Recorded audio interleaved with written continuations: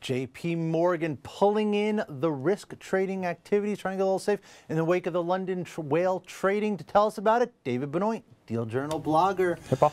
So I guess we kind of knew this was coming. Right. But I guess my real question is, okay, so JP Morgan, they're going to sort of pull in the risk activities that this chief investment office takes. Yeah, exactly. Essentially, how big a deal is this?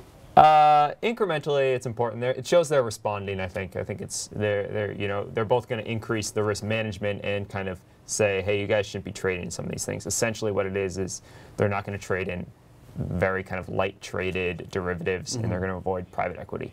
Really trying to not be a whale in the market. You know, that was part of the problem with this trade. They went really big on something that no one else was really in. It left them kind of stuck. Exposed. Yes. And then when the losses started piling up, they couldn't get out of it. Right. What I thought was the most interesting thing in this story is this whole thing about how the risks that they were taking within this unit are, and again, they said this was a hedging unit, right? This was just some extra money. They used it, kind of hedge their risks. Right. The bets that this unit were taking were bets that none of the other big banks were doing. Yeah.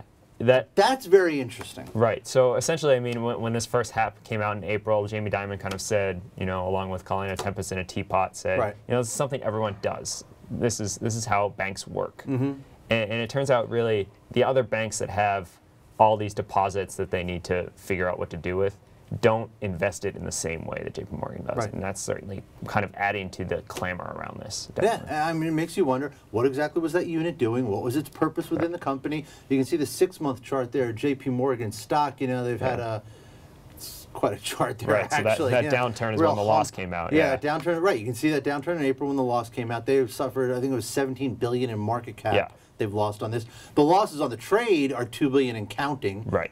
We don't. Right. We think don't up to 5 is about what. But we don't know yet. No. But I mean, what was this unit's purpose within the company? What were they really doing? Yeah, and I know Dimon was at the congressional testimony last week, and he kind of got a lot of kid glove questions anyhow.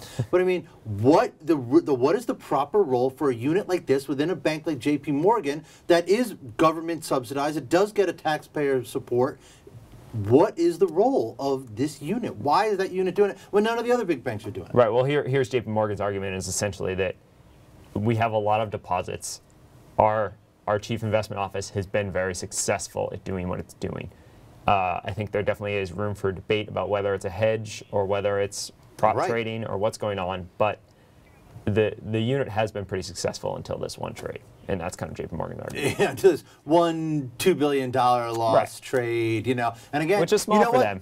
When they lost the money, there was nothing really going on. This is what you have to keep in mind. There was nothing really going on in Europe. Things had calmed down. They lost $2 billion in a relatively benign environment.